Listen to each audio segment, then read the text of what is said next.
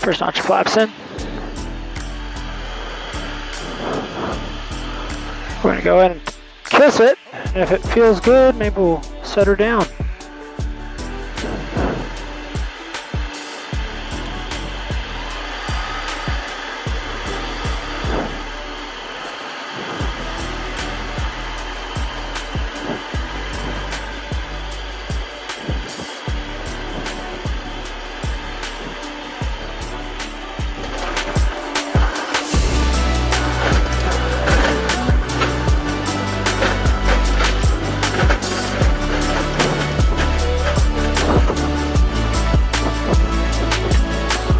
Hot dang! First Riverbar landing! Woo!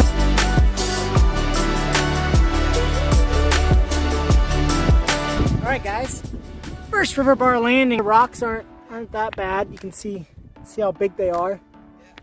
Pretty smooth actually. Way smoother than some of the fields that I've been landing in. But yeah, first single Riverbar landing. So this is pretty cool. Pretty excited right now. That's yeah, and there's in the background, if you guys can see that. It doesn't seem like this. A fir bridge is right there in the background.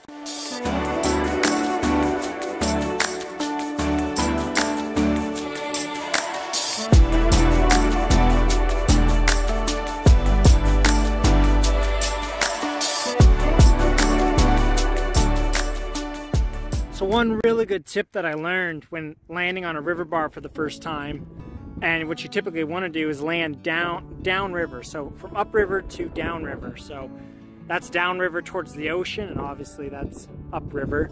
But a big reason right here is because the water will actually push stuff so it lays down flat. So sticks and pieces of metal, rods or whatever you want, because the river flows over that way. It lays it flat, so when your tire comes, if you don't see stuff like this from the air, your tire rolls over that rather than rolling against it and popping it. So that's a little word of advice that I'm passing on to anyone else who's going to try to do this, but obviously really important because that would have torn up my tire. Let's get out of here. Trim is set, flaps are set. And runway's clear. Cabin door shut. Clear for takeoff.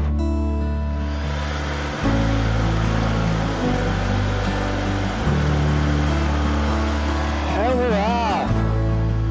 Flaps out. Trim is set.